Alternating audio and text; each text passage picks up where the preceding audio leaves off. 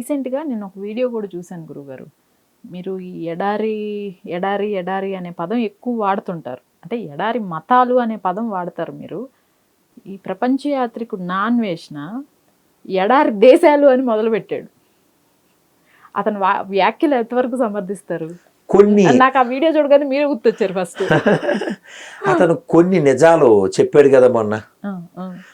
ఈ భారతదేశాన్ని క్రైస్తవులు ముస్లింలు ఎన్నో వందల సంవత్సరాల నుంచి హిందువులు మతం మార్చాలని చూసి వాళ్ళ వల్ల కాలేదు అని వీడియో వచ్చింది, నేను చూశాను.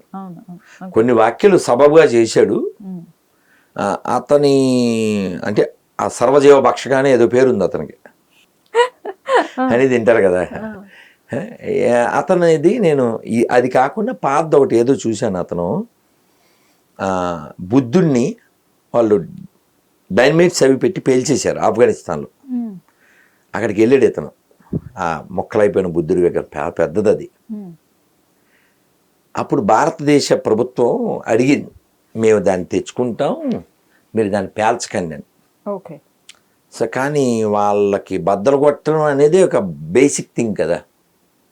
విధ్వంసం మనకి విద్వాంసులు ఉండే దేశం, వాళ్ళది విధ్వంసకారులు ఉండే దేశం, అది తేడా. ఇంకా మొన్న వీడియో చూశాను, ఈ పందులు వీణ తబలా ఉంటే అన్ని బదులు కూడా వస్తున్నాయి.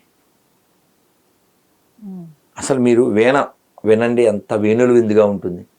వీణుల విందు అంటే చెవులకి ఆనందం కలిగించుట. వీణ వాయిస్తే వీణులకు విందు. వయోలిన్ వాయులీనము, మనస్సల వాయుతరంగాల్లో తేలి ఆ గానం మన చెవులకు వస్తుంది. అలా మృదంగం, అలా కొమ్ముబూర, అలా ఎన్నో వాద్యాలు మనస్సుకి రసపుష్టిని కలిగిస్తాయి. అక్కడ మనస్సే లేదు, ఇంకా రసం ఎక్కడ ఉంటుంది, పుష్టి ఎక్కడ ఉంటుంది. ముష్టి వ్యాధులు ఇప్పుడు అన్నట్టు కొత్త న్యూస్, పాకిస్తాన్లో వాళ్ళవన్నీ బద్దలు కొట్టేసేసి కూడి దొరకట్లేదని ఆ ఇనప కమ్మిలు అవి అమ్ముకుంటున్నారట. ఆలయాలు కూడా కట్టిస్తున్నారంట గురువు గారు. అవును, రీసెంట్గా విన్నాను. ఆలయాలు కట్టడానికి పాకిస్తాన్లో కమిటీ ఏర్పాటు చేశారట. కాదమ్మా, వండర్ ఆఫ్ ద వరల్డ్ కాదు. ఆలయాల్ని మరుగుదొడ్లుగా మార్చినటువంటి పందులు, రాముల వారి గుడిని చికెన్ సెంటర్గా మార్చిన నీచులు వాళ్ళు గుడి కట్టించడం ఏంటి? వాళ్ళకి కూడి లేదు ఇప్పుడు యాక్చువల్, తెలుసా, తినడానికి లేదు. ఈ నోట్ల రద్దుని చాలా కుక్కలు వ్యతిరేకించినాయి కదా. ఎందుకు నోట్ల రద్దు చేశారు అప్పుడు? ఇప్పుడు పాకిస్తాన్ పడుకోవడానికి కారణం ఏంటి? నోట్ల రద్దు, తెలుసా. పాకిస్తాన్ బతుకేంటి ఇప్పుడు? అర్థమైపోతుంది. $1 విలువ $289 మన ఇండియన్ కరెన్సీలో చూపిస్తుంది. ఎందుకు నాన్న? అంటే మనకంటే 4 times హైయెస్ట్. ఎందుకు అలా దిగజారిపోయారో అది వాళ్ళు చెప్తాను. వాళ్ళ పార్లమెంట్లో వాళ్ళ మంత్రి ఏం చెప్పాడు, మీరు ఛాయ్ ఎక్కువ తాకండి, ఒకవేళ తాగినా పంచదార తక్కువ వేసుకోండి. అది పాపిస్టి పాకిస్తాన్.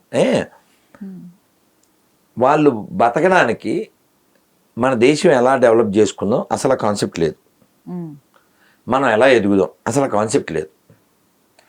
వాళ్ళకు ఒకే లక్ష్యం, how to destroy India. Bharat నాశనం తప్ప పాకిస్తాన్ వికాసం అనేది లేదు.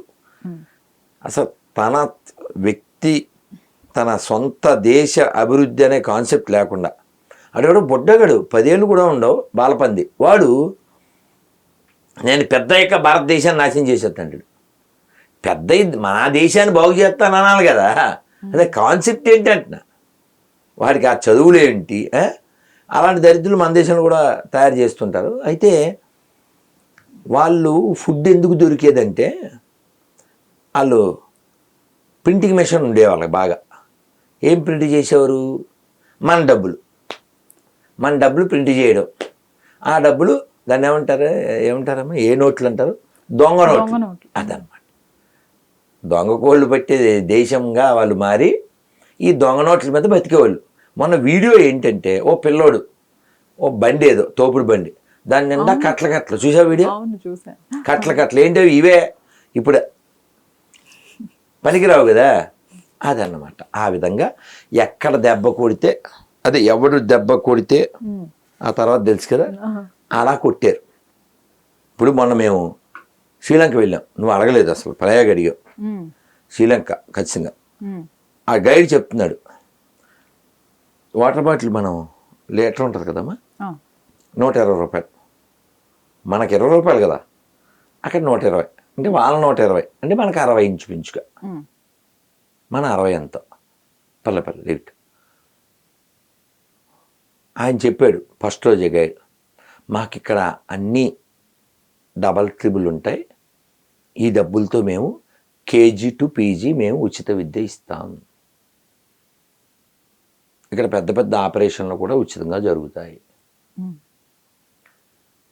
ప్రైవేట్ కాలేజీలు ప్రైవేట్ స్కూల్స్ కూడా ఉన్నాయి, కానీ మా ప్రయారిటీ ఇది. నేను అనుకున్నా వాళ్ళకి ఆర్థిక మాంద్యం ఉంది, బుద్ధి మాంద్యం లేదులే.